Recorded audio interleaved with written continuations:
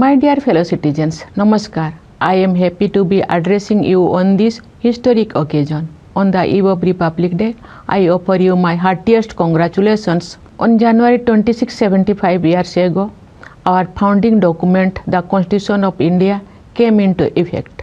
The Constituent Assembly, after nearly 3 years of debates, adopted the Constitution on 26th of November in 1949. That day, 26th November, has been celebrated as Samvidhan Divas, that is Constitution Day, since 2015. Republic Day is indeed a matter of collective joy and pride for all citizens. 75 years, someone might say, is only the blink of an eye in the life of a nation. No, I will say, not these past 75 years. This has been the time when the long dormant soul of India has awakened again, taking strides to regain its rightful place in the community of nations. Among the oldest civilizations, India was once known as a source of knowledge and wisdom. There, however, came a dark phase, and inhuman exploitation under colonial rule led to utter poverty. Today, we should first recall the brave souls who made great sacrifices to free the motherland from the shackles of foreign rule. Some were well known, while some remained little known till recently.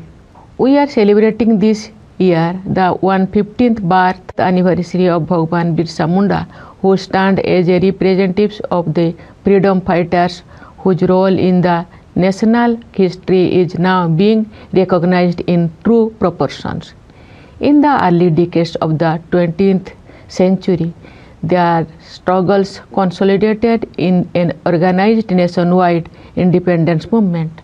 It was the nation's good fortune to have the likes of Mahatma Gandhi, Rabindranath Tagore, and Baba Saheb Ambedkar, who helped it rediscover its democratic ethos. Justice, liberty, equality, and fraternity are not theoretical concepts that we came to learn in modern times.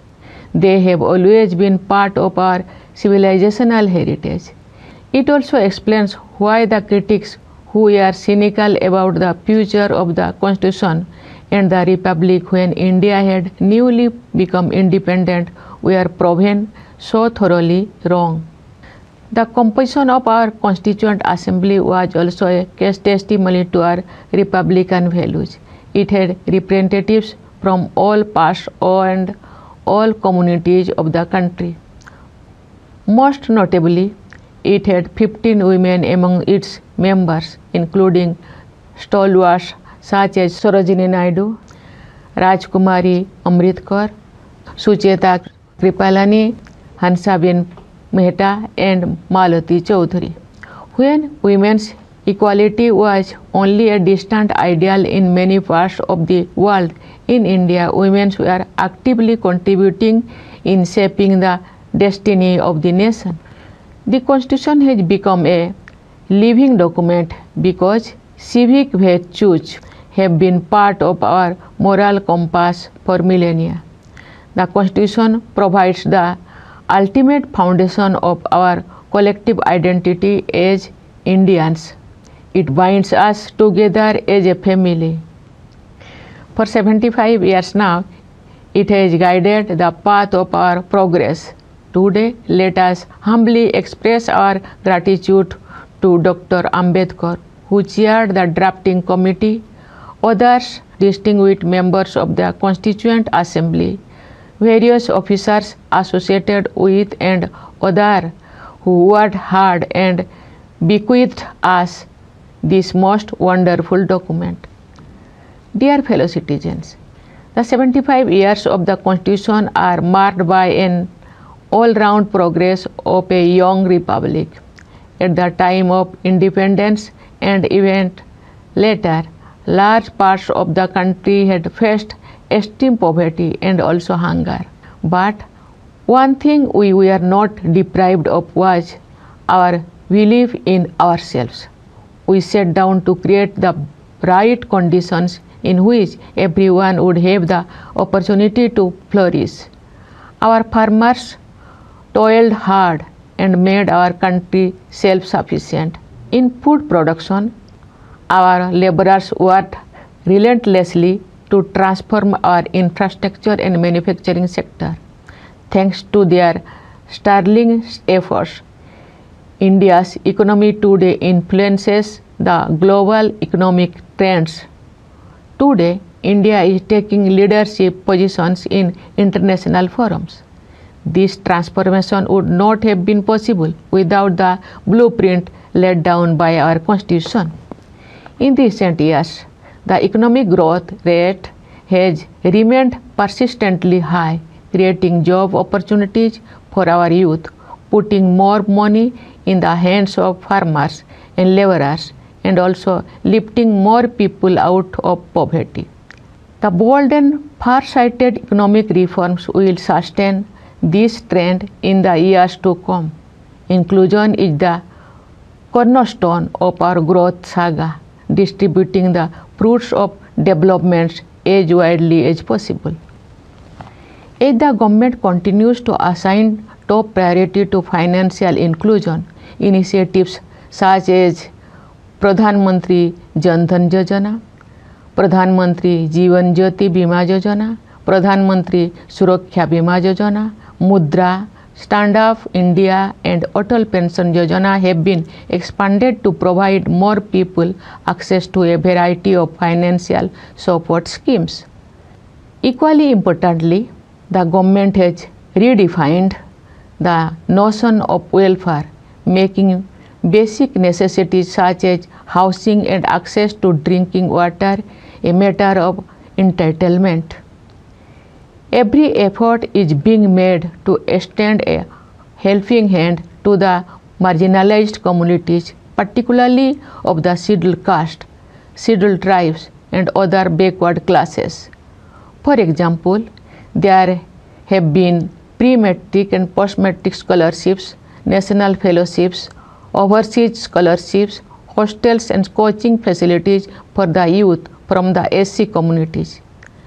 The Pradhan Mantri Anusuchit Jati Abhyuday Yojana is making progress in reducing poverty among the SC communities by adding employment and income generation opportunities. There have been dedicated schemes for aiming for the socio-economic development of ST communities, including Dharti Aba Janajatiya Gramo Utkarsh Abhiyan and Pradhan Mantri Janajati Adivasi Nyaya Maha Abhiyan, PM Janman. The Development and Welfare Board has been constituted for the denotified nomadic and semi-nomadic communities. Meanwhile, the focus on physical infrastructure development, including roads and railways, ports and logistics hubs, over the past decade has created a platform that will support growth for decades to come. The way the government has used technology in the field of finance has been exemplary. A variety of digital payment options as well as the system of direct benefit transfer have promoted inclusion, bringing a significant number of people within the formal system. It has also brought unprecedented transparency in the system. In the progress, within a few years, we have created a robust digital public infrastructure that is among the best in the world. The banking system has been in a healthy condition after a series of bold measures such as the Insolvency and Bankruptcy Code, effecting a substantial reduction in the non-performing assets of scheduled commercial banks. Dear fellow citizens, we own freedom in 1947, but many relics of a colonial mindset persisted among us for long. Of late, we have been witnessing concerted efforts to change that mindset. Among the most noteworthy of such efforts was the decision to replace the Indian Penal Code the Code of Criminal Procedure and the Indian Evidence Act with the Bharatiya Nyaya Sanhita, the Bharatiya Nagarik Suraksha Sanhita and the Bharatiya Sakshya Adhiniyam. Based also on Indian traditions of jurisprudence, the new criminal laws place the delivery of justice instead of punishment at the center of the criminal justice system. Moreover, the new laws grant top priority to countering crimes against women and children. Reforms of such magnitude requires an audacity of vision. Another measure that promises to redefine the terms of good governance is the bill introduced in Parliament to synchronize election schedules in the country. The One Nation, One Election plan can promote consistency in governance, prevent policy paralysis, mitigate resource diversion, and reduce the financial burden, apart from offering many other benefits.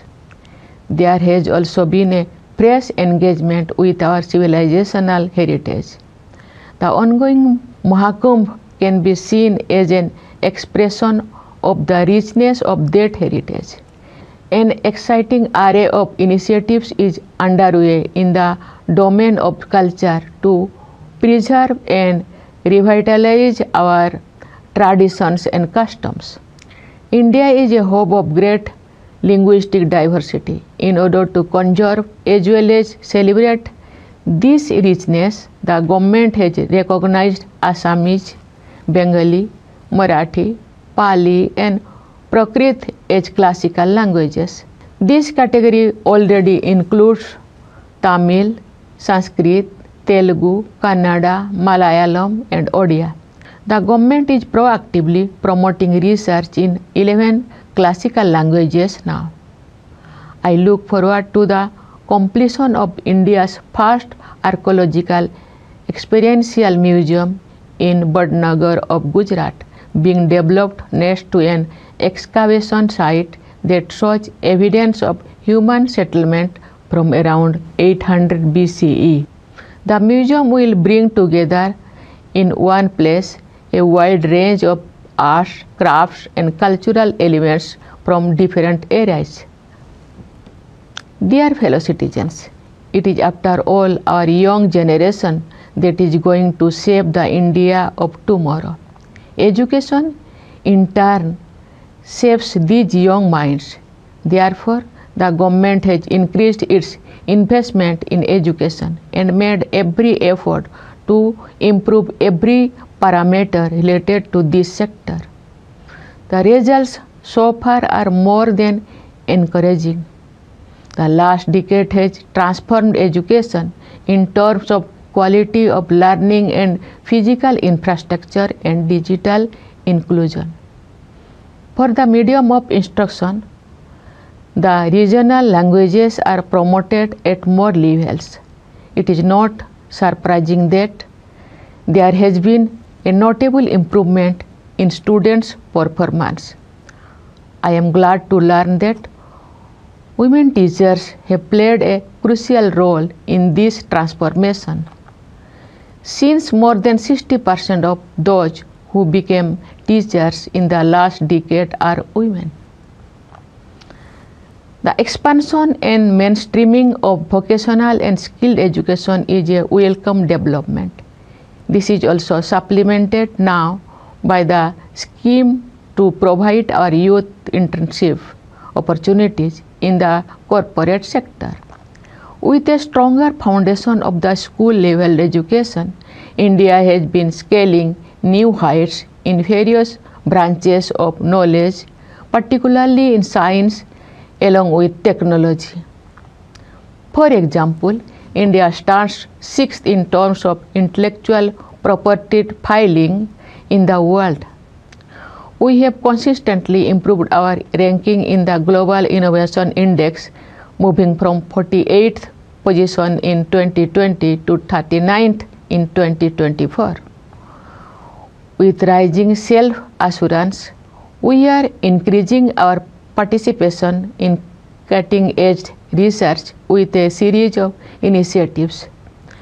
The National Quantum Mission aims to create a vibrant and innovative ecosystem in this new frontier of technology.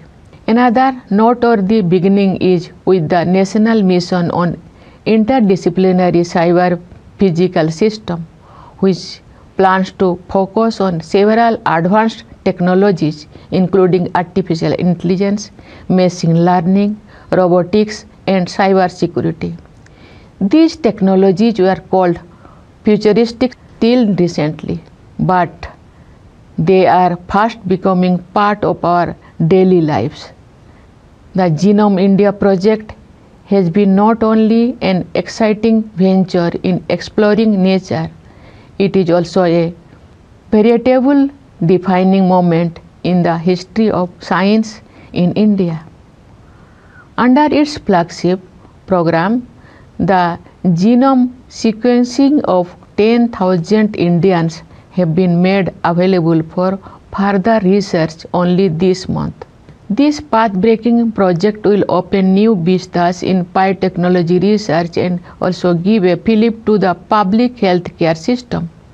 The Indian Space Research Organization has been taking giant leaps in space in recent years. This month, the ISRO once again made the nation proud with its successful space docking experiment. India has now become the fourth country in the world to have this capability. Our increasing confidence level as a nation are also reflected in the arena of sports and games, where our players have scripted thrilling success stories. Last year, our athletes made a mark in the Olympic Games. In the Paralympics Games, we sent our largest ever contingent, who came back with our best ever performance. Our chess champions impressed the world as our men and women won the gold at the FIDE Chess Olympiad. The achievements in the sports during the year 2024 were kept by D. Gukes, who became the youngest world chess champion. Supported by a great improvement in training facilities at the ground level, these sportspersons have made us proud with their winning drive and inspired the next generation to aim higher and higher. Our brothers and sisters living abroad have taken the best of our culture and civilization to different parts of the globe and have made us proud with their achievements in diverse fields. They have always considered themselves to be a part of the India story. As I said at the Pravasi Bharatiya Divas earlier this month, I am confident of their proactive and enthusiastic participation in the making of a Viksit Bharat, a developed India by the year 2047. Dear fellow citizens, thanks to substantial and concrete progress in a wide range of areas, we are marching towards the future, holding our heads high. The key to our future is our youth, and especially the young women. Their dreams are molding the India of tomorrow, when we will be celebrating the centenary of our independence. And when today's children will salute the tricolor on 26 January of 2050, they will tell their next generation that this great quest would not have been possible without our incomparable constitution guiding them along the way. Our future generations will also keep in mind the mission of independent India in the world. In the words of the father of the nation, Mahatma Gandhi, and I quote, "If Swaraj was not meant to civilize us and to purify and stabilize our civilization, it would be nothing worth. The very essence of our civilization is that we give a paramount place to morality in all our affairs, public or private." Unquote. Today, Let us reaffirm commitment to strive to realize Gandhiji's dreams. His watchwords, truth and non-violence, will continue to remain relevant for the whole world. He also taught us that rights and duties are but the two sides of the coin. Indeed, the true source of right is duty. Today, we recall his lessons in compassion too. Compassion not only for our human neighbors, but also for our other neighbors, namely flora and fauna, rivers and mountains. Each of us must contribute to the efforts to counter the global threats of climate change. There have been two exemplary initiatives in this regard. At the global level, India is leading a mass movement called Mission Lifestyle for Environment to inspire individuals and communities to be more proactive in protecting and preserving the environment. Last year, on World Environment Day, we launched a unique campaign, Ek Ped Maa Ke Naam, paying tribute to the nurturing power of our mothers as well as of Mother Nature. Its target of planting 80 crore seedlings was achieved ahead of the deadline. The world can learn from such innovative moves that people can adopt as their own movements. Dear fellow citizens, let me once again congratulate you all on the occasion of Republic Day. My congratulations to the soldiers guarding our borders as well as police and paramilitary personnel keeping it safe within the borders. My congratulations also to the members of the judiciary, the bureaucracy, and our missions abroad. My best wishes to you in all your endeavors. Thank you. Jai Hind, Jai Bharat.